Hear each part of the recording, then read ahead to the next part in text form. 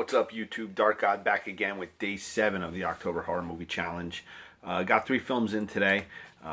Start with the film of the day, which was picked over on DVDtalk.com. Was Dr. Cyclops. It's a 1940s film from Paramount Films that was later apparently sold to Universal. So sometimes it gets lumped into these Universal horror movie packs and stuff.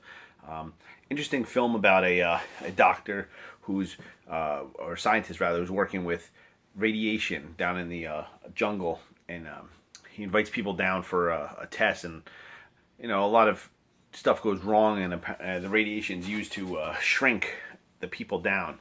So you have these people that are basically small and everything running around the area. A lot of forced perspective shots, a lot of set pieces made real big and everything. Kind of cool concept. Not a bad film.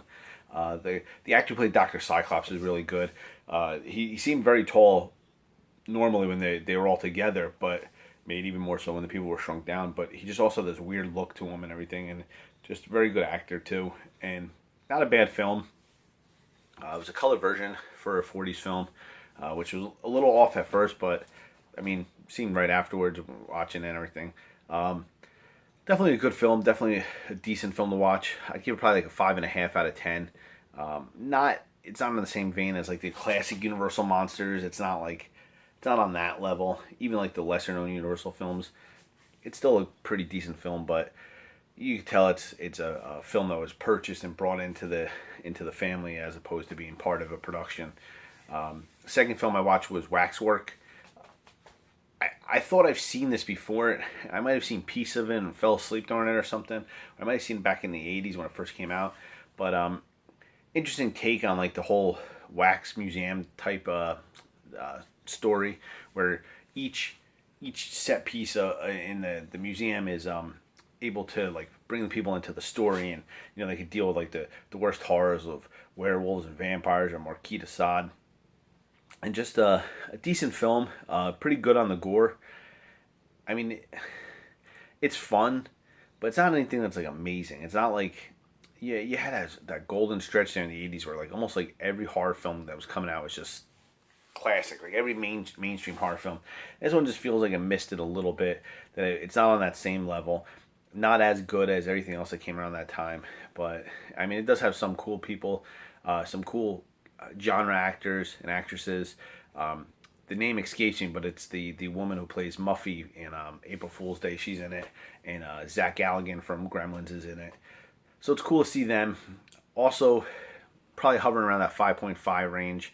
I mean, it's worth, I guess, the rewatch that I just did, because, like I said, I think I've seen it before. But the fact that I don't remember seeing it, like I don't remember anything about it. So when I watched it the second time, it was just like a whole new movie to me. Kind of shows that it's nothing really to write home about.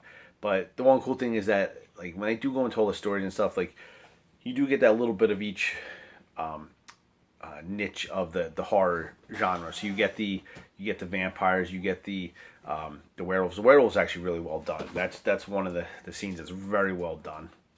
So decent film, not anything like too crazy.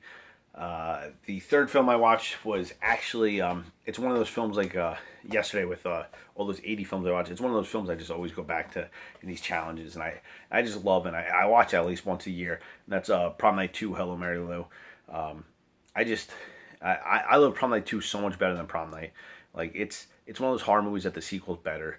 It just, everything about it is just so, it's done in that 80s style, that camp style, that it works, where it's creepy, but at the same time it's like just a fun movie to watch. It's a movie you could watch with friends, just hang out.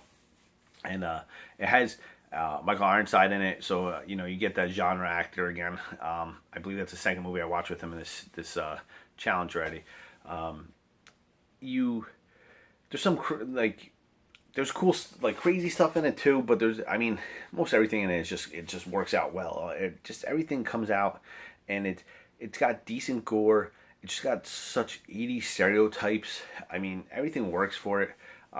As younger, when I used to rent this all the time, it has one of the best nude scenes in a 80s horror movie. Like just out of nowhere, like you don't expect it, and it just kind of rules for that. I mean, everything put together, the kills, the gore, the storyline. The whole storyline's cool.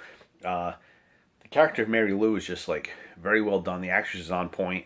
Just the writing of that character, just so well done, and you know how she's not evil to start. She's just a bad person, but then once something happens to her that causes her to become evil, and then the whole spirit and everything. I mean, it works in the end. And Hello Mary Lou is definitely a 6. I might even go up to 6.5 because it's like I said, one of those films I love revisiting. I love rewatching. I seen the third one. I didn't care for the third one. And like the original Prom Night's okay. I don't think it's anything like amazing. But Prom Night 2, just something about it I really dug. Always as a kid, I always liked it. So 3 films in. Tomorrow's going to be a slow day. I'm only probably going to get 1 or 2. So till then, I'll catch you on the flip side.